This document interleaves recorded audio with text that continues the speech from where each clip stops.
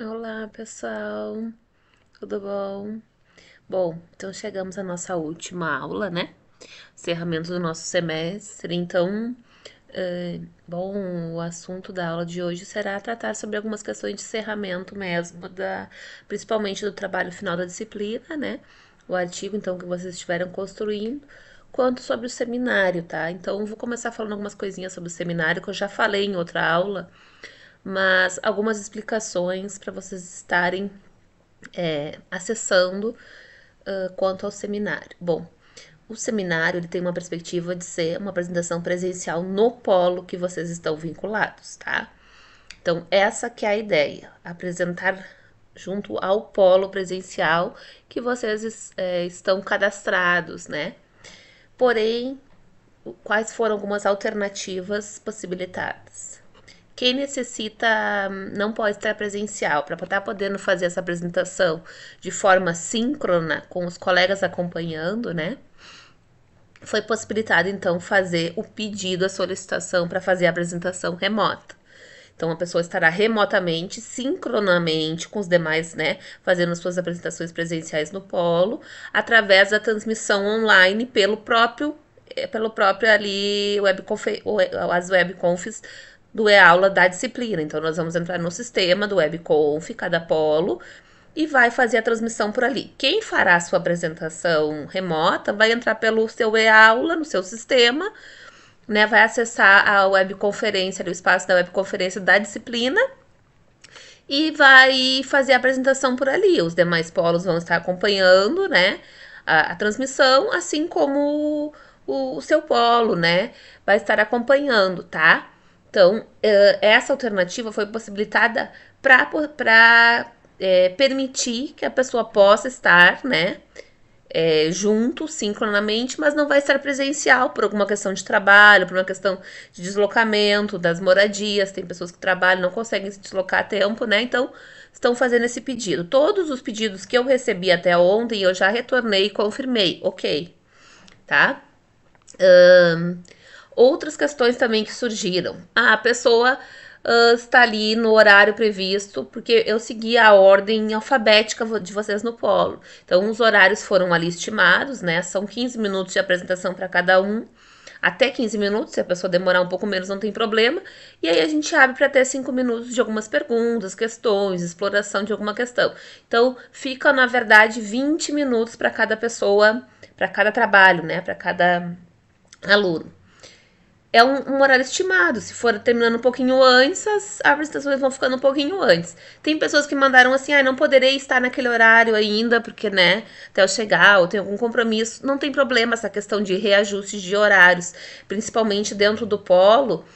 Mas por isso que a gente pede, quem pode estar já presente, né, desde o início, que é essa previsão, estar desde o início do horário, às 19 horas, estar presente, salvo aqueles que têm alguma questão, que vão chegar um pouquinho mais tarde, né, que estejam presentes desde o início às 19 horas, porque daí a gente reorganiza os horários, tá? A gente faz essa reorganização. Então, também quem pediu reorganização de horário, não tem problema, tá? Se pode naquele dia, a gente passa alguém na frente, altera ali a ordem, né? Tá?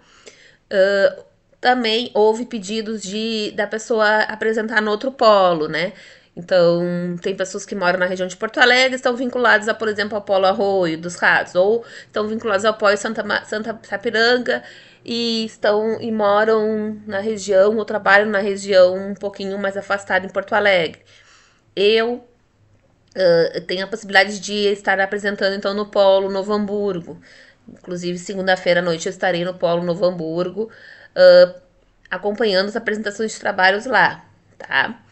E então alguns alunos estarão indo apresentar no polo em Novo Hamburgo presencial, tá? Assim como tem alunos que vão fazer a apresentação remota na segunda-feira e não estarão em nenhum polo, né? Ok, todos esses já foram respondidos, estão autorizados e tudo ciente, né? Tá? Sobre o seminário é isso, o seminário é obrigatório, então é obrigatório vocês fazerem essa apresentação, né? Todos aqueles que fizeram seus pedidos remotamente, para fazer a apresentação remota, foram já respondidos por mim, estão com ok, né? Alguns entraram em contato sobre a questão de reorganização dos horários, né? Como eu falei, isso aí a gente vai reorganizando ali no momento, não tem problema, tá? Mas é importante fazer a apresentação porque é requisito da disciplina, está no plano de ensino da disciplina, que são seminários. Então, que vai ter esse seminário final de apresentação e que esse seminário aconteça, tá? Conta na nota final da disciplina, né? Que é basicamente a nota do trabalho. Então, a apresentação conta na nota 3, né? Sobre os trabalhos, de modo geral, vocês já tiveram o encerramento do prazo para envio da terceira versão na semana passada. Caso alguém não tenha enviado, o prazo final, o último, né? Já passou, né? Já está extrapolado, mas é requisito que a pessoa tenha mandado a terceira versão, né? Pelo menos para apresentação no seminário, tá? Principalmente quem não mandou versões anteriores, né? Do trabalho. Porque para poder saber se o trabalho tá ok, pode ser apresentado no seminário, né? E para também poder ter esse retorno, né, de revisão se está congruente à proposta da disciplina.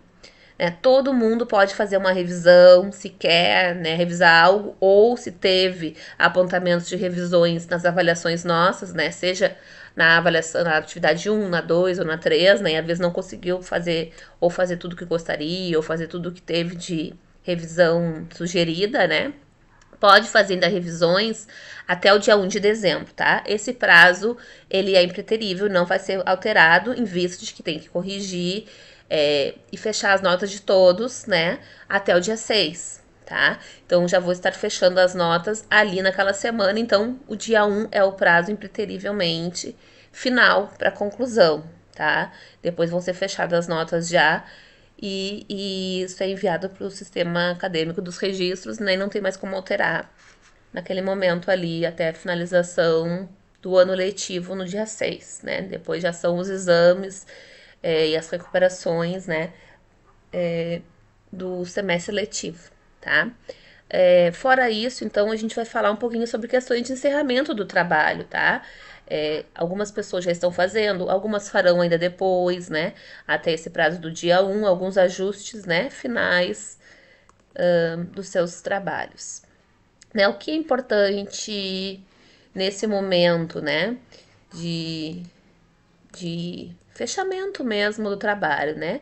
Fazer uma revisão geral do trabalho, né? Então, bom, o trabalho foi concluído e agora, né? Então, é a hora de olhar para todo ele, né? Vou olhar para ele todo, a sua estrutura, o texto, toda a proposta dele. Como a gente começa no início e finaliza, então é o momento que a gente vai olhar lá para o início do trabalho, né? O que eu coloquei na introdução? Eu atendi isso. Às vezes a gente tem que alterar um objetivo, algo que a gente previa e não foi possível. Não foi feito, não foi possível. Ou o bom caminho de pesquisa, de escrita, levou para outros caminhos, né? Isso acontece, é processo de construção, então, mas a gente tem que alterar na introdução, às vezes tem que alterar o título para ser condizente a realmente o que foi efetivado no trabalho, tem que alterar o objetivo, tem que alterar alguma discussão que se propunha, algum autor que se propunha a apresentar e não foi apresentado, né? Então, é esse o momento, né? De fazer essa revisão geral do trabalho dele, tendo todo ele, a visão do todo. Para isso, tem que fazer a leitura de todo o trabalho. Além disso, nesse momento também se faz a revisão estrutural, da estrutura, padronização dos parágrafos, dos espaçamentos. Então, vou deixar compartilhado com vocês junto ao material da aula 15, né, um material de slides onde fala ali a estrutura básica, espaçamento dos parágrafos entre os parágrafos, né, ao longo do texto, a estrutura da margem, né, então toda essa padronização básica que a ABNT prevê, né. A gente está usando a fonte da Arial, né, sugerindo ali, que é a que a ABNT da UFPEL, inclusive, sugere, mas teve pessoas que usaram Times, não tem problema. A Times ou Arial é uma dessas que são as oficiais, tá? Paginação também, né? É importante vocês colocarem a paginação, ajuda a gente a olhar o trabalho, seguir as páginas, às vezes quer buscar na página tal do trabalho. Então é importante botar a paginação também, apresenta ali na estrutura básica a questão de seguir a padronização. Né? Então, reler todo o trabalho, né? Fazendo essa revisão que eu falei entre objetivos, é, né, tudo que era previsto lá na introdução e apresentação do trabalho ser feito, se isso foi atingido, se não foi, se tem que alterar algo, né?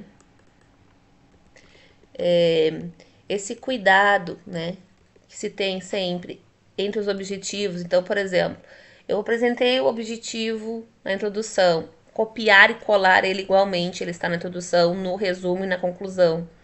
Verificar exatamente qual é o objetivo. Às vezes está diferente um pouquinho no resumo. Ou eu coloco na conclusão com as minhas palavras e altero alguma palavra. Isso altera o objetivo. Mudar a palavra ensino para educação altera, porque educação é um processo de ensino e aprendizagem. Se eu botar só ensino, eu estou me remetendo a quem ensina, né? Então, isso altera. Quem lê diz assim, epa, mas qual foi o objetivo final que esse texto teve, que esse autor teve, né?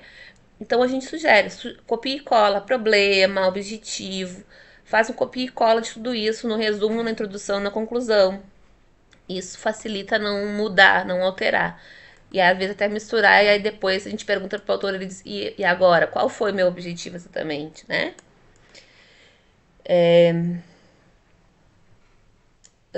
Cuidado com parágrafos muito longos, né? Então, essa questão também de fazer parágrafos às vezes muito longos, mais que 10, 8 linhas um parágrafo, fica muito grande e mistura muitas ideias. Então, também é esse momento de revisar isso, né? Às vezes dá um enter ali e faz um novo parágrafo, né? Ficou grande aqui, cansou o fôlego. Dá um novo parágrafo, faz um parágrafo, divide aquele parágrafo em dois, né? Também, outra questão importante, né? A gente vai escrevendo, às vezes, não faz esses tratamentos que é sempre ao final de um ponto, início da introdução e final da introdução, eu faço uma síntese. No início da introdução, eu faço uma apresentação do tema e no final da introdução, eu faço uma síntese. Então, agora o trabalho vai falar sobre caminhamento do referencial teórico, ou o trabalho vai se desdobrar em tais pontos, né, ao final da introdução. E assim também, começa o referencial teórico e digo, essa é a parte do trabalho, vai apresentar o referencial teórico discutindo tal coisa, a partir de tal os autores. Quando eu encerro o referencial teórico, também faço uma síntesezinha. A partir do que se discutiu nesse referencial, pode-se refletir questões sobre isso, sobre aquilo, né, as quais serão tratadas nos resultados e análises do trabalho. Né? Então, sempre também esse cuidado de fazer uma apresentaçãozinha e um encerramento no final de cada subdivisão ou ponto do trabalho. Então, também esse é o momento de fazer isso, né? Cuidado com os tempos verbais também. Na introdução, eu apresento o tempo verbal no quê? No presente ou no futuro. Se fará, este trabalho propõe, né? No presente. Na conclusão é diferente, eu apresento no passado. Este trabalho teve a intenção, este trabalho objetivou, né? Foi proposta desse trabalho analisar, né? Então eu apresento no passado. E assim também nos resultados e nos dados, né? Os resultados a gente apresenta no passado, se eu já vivi, vocês já vivenciaram os estágios de regência e dentro das escolas. Vocês estão encerrando esse estágio, o curso, que é um estágio analítico, né? Um estágio mais de reflexão, né? De construção de um texto. Então a gente fala no passado, o que já foi vivido. Quando vocês estiverem falando das análises feitas agora, pode falar no pessoal, no presente, né? Então, debate-se, defende, discute-se, concorda-se, reflete-se, problematiza-se. Aí pode colocar no impessoal e no presente, né? Porque se está analisando e refletindo agora. Mas questões que vocês viveram já no estágio, observaram, analisaram, viram a partir dos alunos, se inquietaram, são no passado. Né? Então, cuidado com os tempos verbais, tá? Questões também sobre a questão de conclusão, né? Conclusão do trabalho, né? A conclusão é um momento realmente de concluir. Então, ficar atento para isso. Não trazer informações novas na conclusão, salvo assim, uma reflexão que seja encaminhamento, alguma discussão que possa ser aprofundada, que ainda carece de aprofundamento, que é um limite, uma barreira que merecem mais estudos, mais aprofundamentos, ok, né? Mas vinculando ao que foi discutido no trabalho, né? Então é realmente um momento de síntese, buscar ser o mais claro possível, retomar objetivos, a metodologia, retomar os objetivos específicos que foram organizados e propostos, né? e também fazer uma síntese do que se analisou nos resultados nas análises, né? Então é realmente um momento de sintetizar e que se espera que o autor se faça presente e ele tenha essa capacidade de concluir, de fazer essa síntese, essa articulação, né, sintética entre os pontos do trabalho, entre o que ficou de discussão, de análise, de reflexões, né? Cuidar também, então, a questão da normatização acadêmica, né? Então, principalmente essa questão da ABNT. É uma parte, às vezes, que algumas pessoas dizem, ah, é chatinho e tal, mas é uma questão de padronização, né? Então, essa preocupação com padronizar as normas, as formas que apresenta as citações, a forma que apresenta os autores, né, ao longo do texto, tem uma padronização, uma norma que é para ser seguida no sentido de tornar aquilo padronizado, né? Então é importante vocês seguirem a mesma norma no trabalho, tá? E verificar isso das citações de forma adequada, né? Também é uma aprendizagem e um processo de tornar o trabalho cada vez mais claro, normatizadamente, né?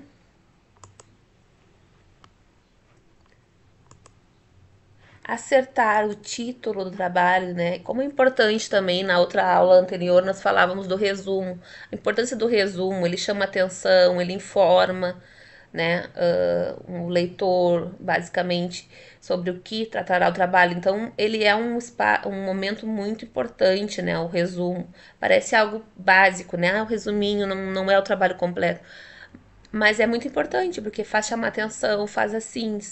É a primeira coisa que a gente consulta no trabalho, né? Para tentar entender o trabalho e para se tornar atraído ou não por lê-lo, né? Entendê-lo mais. E assim também é o título, né? Então a importância do título expressar realmente, né? O que o trabalho propôs, né? Então, não fazer um título muito vago, né? Às vezes pode ser um título um pouquinho maior, mas também cuidar para não fazer um título muito grande, mais do que 2 linhas de título ficar muito grande, né?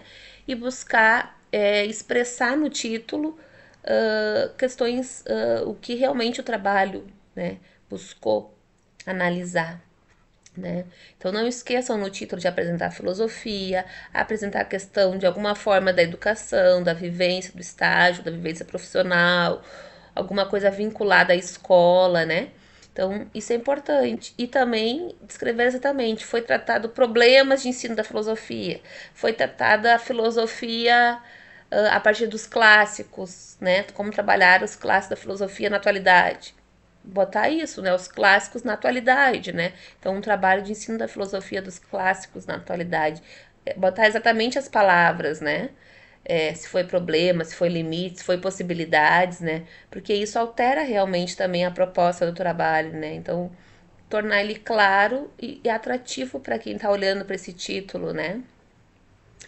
E às vezes a gente também, como no objetivo, na introdução inicial, se coloca às vezes uma ideia, e se bota um título provisório, agora é o momento de olhar para o trabalho como um todo, então conseguir dizer, não, o título vai ser esse, o objetivo vai ser esse realmente que eu fiz nesse trabalho. Então, é nesse momento de se fechar, né, olhar todo para todo o trabalho, se fechar esse título, se poder definir exatamente qual será o título do trabalho. O resumo a gente já tratou em outras aulas, então peço que vocês olhem com atenção para a aula anterior, que tratou sobre o resumo, como organizar ele, né? O resumo é trabalhado e apresentado num parágrafo só, não tem espaçamento, não tem novo parágrafo, né? É um texto só, num parágrafo só, né? Não muito mais que 250 palavras, porque senão fica muito grande, né? E tem toda uma estrutura que o resumo visa apresentar, né? De síntese do trabalho. Então, né, olhem lá para a aula que trata sobre o resumo, que é a aula anterior a essa, tá? As palavras-chave, né? Também, então, seguida do resumo ali são apresentadas palavras-chave, também de 3 a 4 palavras, né? Que sintetizem o trabalho e que sejam referentes a campos, né? Então, sempre quando a gente usa palavras-chave, a gente busca se remeter a campos maiores de estudos, né? Então, a áreas, a campos, né? Então, não usar palavras como possibilidades, como expectativas, não, são campos de estudos. Então, possibilidades do quê? O ensino de filosofia, a filosofia no ensino médio, filosofia na escola pública, a educação pública, ensino noturno, é outro campo, outra área, né? Então, se remeter a áreas, a campos de estudos maiores, né?